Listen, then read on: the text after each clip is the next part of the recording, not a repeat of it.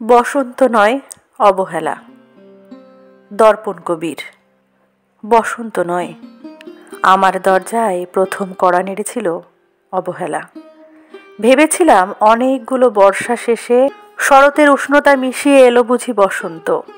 দরজা খুলে দেখি আমাকে ভালোবেসে এসেছে অবহেলা। মধ্য দুপুরে তির্যক রোদের মতো, অনেকটা নির্লজ্জের মতো আমাকে আলিঙ্গন করে নিয়েছিল অনাকাঙ্ক্ষিত অবহেলা।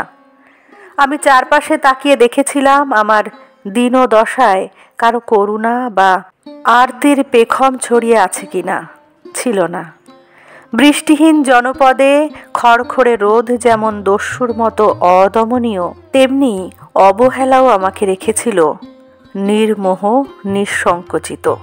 আমি অবহেলাকে পিছনে ফেলে একবার ভৌ দৌড় দিয়ে এগিয়ে গিয়েছিলাম।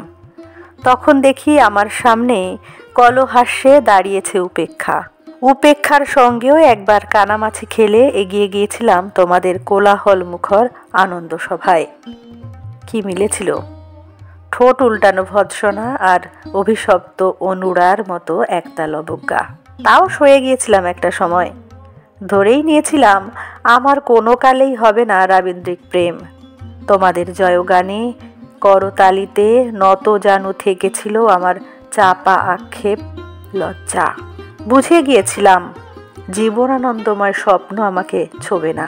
জয়নুলের রং নিয়ে কল্পনার বেশাতি, হারানো দিনের গানের ঐন্দ্রালিক তন্ময়তা, বা ফুল, পাখি, নদীর কাব্যালাপে কারা মশগুল হলো, এ নিয়ে কৌতূহল দেখাবার দুঃসাহস আমি দেখাইনি কখনো।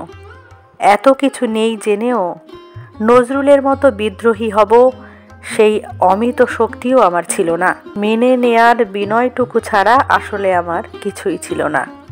শুধু ছিল অবহেলা, উপেক্ষা, অবজ্ঞা। হ্যাঁ, একবার তুমি বা তোমরা যেন দয়া করে বাঁকা চোখে তাকিয়েছিলে আমার দিকে। তা ছিল নয়, একটু মায়াই যেন ছিল। হতে পারে কাপা আবেগও মিশ্রিত ছিল তোমার দৃষ্টিতে। ওইটুকুই আমার যা পাওয়া। আমি ঝরে যাওয়া পাতা, তুমি ছিলে আকস্মিক দমকা হাওয়া। তারপরও অবহেলার চাদর ছাড়িয়ে, উপেক্ষার দেয়াল ডিঙিয়ে ও অবহেলার লাল দাগ মুছে জীবনের কোনো সীমারেখা ভাঙতে পারিনি আমি। এ কথা জানে শুধু অন্তর্যামী। অনেক স্বপ্নপ্রবণ হয়ে একবার ভেবেছিলাম এই অবহেলা তুষারপাতের মুখচ্ছবি, উপেক্ষা কাচের দেওয়াল, অবজ্ঞা কুচকুচে অন্ধকার। এর কিছুই থাকবে না একটি বসন্তের ফুৎকারে। একটি ঝলমলে পোশাক গায়ে চড়িয়ে, হাতের মুঠোয় বসন্ত নিয়ে অন্তত একটি সন্ধ্যাকে উজ্জ্বল করে নেব, এমন ভাবাবেগও ছিল আকাশের কার্নিশে লেপ্টে থাকা পেঁজা মেঘের মতো। ওই মেঘ কখনো বৃষ্টি হয়ে নামেনি। তোমার বা তোমাদের নাগরিক কোলাহল কখনো থামেনি। অর্ধেক জীবন ফেলে এসে দেখি অনেক কিছু বদলে গেছে। সে কি, কোথায় হারালো কৈশোরের দিনলিপি বিপন্ন করা অবহেলা, স্বপ্নকে অবদমনের স্বরলিপিতে আটকে ফেলা উপেক্ষা, আর তারুণ্যকে ম্রিয়মান করে রাখার অবজ্ঞা। ওরা আমাকে চোখ রাঙাতে পারেনি ঠিক, তবে এখনো পোড় খাওয়া দিন বড্ড রঙিন। আমি আজ সমুদ্র জলে হাত রেখে বলে দিতে পারি কোন ঢেউয়ে ভেসে বেড়াচ্ছে তোমাদের গোপন অশ্রুকণা। আকাশপানে তাকিয়ে বুঝতে পারি কার দীর্ঘশ্বাসে ঝরে পড়ছে নক্ষত্র।